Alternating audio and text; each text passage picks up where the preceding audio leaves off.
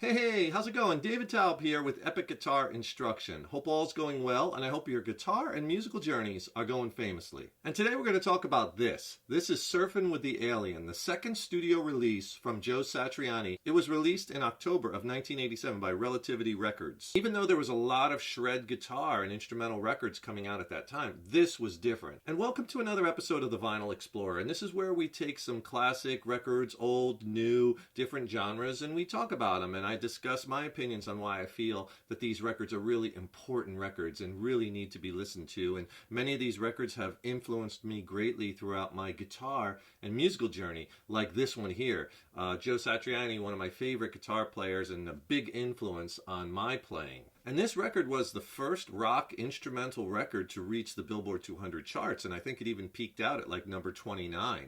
It sold over 1 million copies, and you know, we all know Joe Satriani, right? He's gone on to sell over 10 million records worldwide, and he has like 14 Grammy nominations. This was a monster record for him. This was basically like the guitar equivalent of an atomic bomb being dropped on the guitar and the music community when it came out, right? This was a record where it was like, you remember where you were at when you first heard it, and you're like, who is that?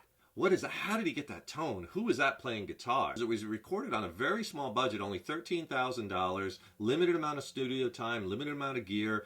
Joe Satriani had some tight deadlines, and he had to get it done. And to keep the budget down, there's a lot of drum machines on this record, and he played just about all the instruments: guitar, keys, bass. He did some of the drum programming, right? And yeah, at some points in the record, it does sound a little stiff. The drums sound a little stiff because it's a drum machine, but it adds to the overall charm of it. And if you'd like a free reference ebook that's just packed with killer information on music theory, guitar scale diagrams, soloing strategies, major minor key, tell you what, click on that link in the YouTube description box below, and I'll send you a free video lesson and an ebook. Right? The video lesson's killer. It's extended play. It's not on YouTube. And the ebook is a reference book you'll use throughout your guitar journey. It's a fabulous 1-2 combination. I'll send them to you for free. Video lesson ebook. Just click on that link below. Now, this record put Joe Satriani on the map. It was his second release. His first release was like an EP that had a couple live cuts on it called Not of This Earth. And that is also killer, right? You should get that one too, because there's some killer cuts on there, including Hordes of Locusts, which he does an amazing live version of. And it's him playing live with Stu Hamm and Jonathan Mover, so it's really good. You should check that one out too. And this record really put instrumental rock music back on the map. I mean, look at some of the successful instrumental records, rock records that came out after this that did really well. Steve Vai's Passion and Warfare, right? Jeff Beck Guitar Shop. Eric Johnson, right? He had a big hit with his instrumental record, right? Now, this record really put him on the map because he kind of went from this, session player and killer guitar teacher to just guitar god, right? And he was in San Francisco. He was teaching, some amazing players, some big name players. He was the teacher of, like Kirk Hammett from Metallica and Larry Lalonde from Primus, and Steve Vai, Alex Skolnick of Testament, David Bryson at Counting Crows. So he was a very successful teacher, and he has a black belt in music theory. So the guy really knows his stuff, and he's very, very good at crafting songs and melody. And the big question is, what makes this record so different, right? Because there was a lot of instrumental guitar shred records around this time. The whole Mike Varney thing, right, that he produced. And a lot of that stuff is really, really good. Incredibly talented guitarists. You had guys putting out records, guys like Jason Becker, Marty Friedman, Cacophony, Vinnie Moore, Tony Macalpline, Greg Howe. All great stuff and all technical wizards on the instrument, right? Yngwie, Malmsteen, right? Just amazing stuff. So what makes this record different, and why did it take off like it did? Well, in my opinion, was the way that he could come up with melody and weave the melody into guitar instrumental music, right? The melodies are so strong. His lines are almost singable. And this record also is very diverse. He goes from playing like crazy blues-esque shuffle boogies like Satch Boogie to just hard rock kind of shredding like in Ice Nine, to these really beautiful ballads like Always With You, Always With Me, to these really cool atmospheric kind of songs like, Echoes or Midnight, to this cool two-handed tapping kind of arpeggios in a way that was kind of different, And that's the thing, too. This album, it's just so, the way he sets up the soundscapes and the atmospheres, it's just awesome. And he does this by, he's just not playing 1-4-5 basic chords. The guy is a real black belt in music theory, and his chord progressions are complex and interesting. And he uses these exotic arpeggios, and he creates this beautiful musical bed to put his shredding and his killer guitar playing on top of, right? And his playing in this record is just so fluid and just flowing out of him. It just doesn't seem over the top. It just doesn't seem showy. You know what I mean? Great songs, catchy melodies, and his bold tone. And his tone and sounds were really a little different at the time.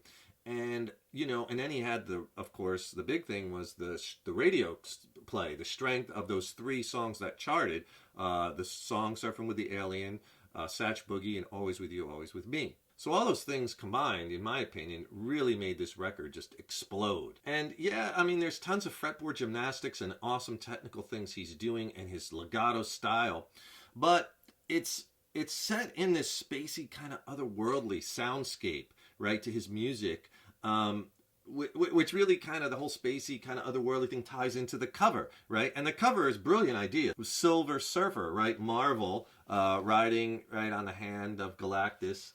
And this wasn't Joe Satriani's idea. It was one of the guys at Relativity Records came up with it. But it's pretty brilliant, superhero, guitar hero, right? Oh, and in fact, later on when they re-released this, I think around 2017 or 18, they had trouble securing the rights again to get the Silver Surfer. So they had to remove this from the cover. And subsequent copies of this record, there's a silver guitar neck on here. I'll show you some pictures of it. But this is the original one from back when it was released in the late 80s. I'll give you a good shot of the front and the back. Okay, let's look inside. Because, on the inside you always want to have the lyrics to all the songs, the liner notes are really important. There's no lyrics, it's instrumental. You have a really nice picture of Joe. I think that's the Bay Bridge in the background, San Francisco, right? It's interesting he's holding an Ibanez guitar because the record was made, when he made this record, he made it with a couple of Kramer Pacer guitars and then like a modified Strat. So at that time, I don't think he had the endorsement with Ibanez. And then on the back, you have the listings of the songs, Surfing with the Alien, Ice 9, this is side 1, Crushing Day, Always With You, Always With Me, Satch Boogie, Killer, side 1. And then side 2, more of the atmospheric stuff, Hill of the Skull, Circles, Lords of Karma, Midnight, and Echo. All songs written and arranged by Joe Satriani, right? Recorded and mixed at Alpha and Omega Recording in Hyde Street Studios, San Francisco, where he's from. And then Joe Satriani, guitar, bass, keyboards, percussion, drum programming, and then it lists some of the other guys who helped out with some of the drums and the drum programming. I was talking about the record before and talking about so amazingly fluid and incredible the guitar playing is. The really interesting thing is, from what I understand from his interviews, is Crushing Day was the only song that had the worked out guitar solo. Everything else he just kind of came up with on the spot, which is incredible because the stuff is just so good and so fluid and so flowing. And if you get a second, please subscribe to the channel. Subscribing to the channel, that really helps us to keep bringing the content, right? And also ring that subscription bell, because then you'll be notified when we have new lessons posted. Leave a comment below. Let us know how you like this episode. Let us know what episodes you'd like to see coming up, or what lessons or gear reviews you'd like to see. And if you like the video, please click the like button. Give it a thumbs up, share it, and thank you so much for your support. And why did Joe Satriani want to create a record like this? Well, I think it's important. I want to read you a quote that he wrote as to why. And usually I don't read things when I do videos like this, right? Because I don't want to sound too stiff or whatnot. But I want to get this right because it's really interesting what he says. And I don't want to screw it up. So here's a direct quote from Joe Satriani. He said, and I quote, "Globally, the idea for the album was to celebrate everything that I really liked about electric guitar, my roots, and the players that I still really like. And so for me, it went from Chuck Berry to Hendrix, from Wes Montgomery to Alan Holdsworth. I wanted to celebrate all of it. I was a kid that grew up listening to the Beatles, the Stones, Jimmy Page, Eric Clapton, and Jeff Beck, and I wanted all of that in there. But at the same time, a large part of my playing is Tony Iommi and Billy Gibbons. I'm just a sum total of all the guitar players that I think were really cool. And I wanted to make an album that was about that. I wanted my next record to be blown up to its full potential. I mean, why couldn't an instrumental guitar record rock like Queen or the Pretenders and have the energy of Van Halen? So once I got the go-ahead to make Surfing with the Alien, I felt like the luckiest guy in town. Pretty good, right? This was a turning point in my guitar and musical journey too, because I remember the day when I first heard him, right? I'll never forget it. I was really young. I was like 17 or 18. I was driving with some friends in downtown Los Angeles, and all of a sudden on the radio, and I even remember it was a station, it was like 105.5 or something like that, Always With You and Always With Me comes on. And as soon as I heard it, I'm like, whoa, who is that? It was like that moment, the first time you hear something special, you know, like when the first time I heard, you know, the first Van Halen record. It was a moment like that. Who is that? Who is playing? How did he get that tone?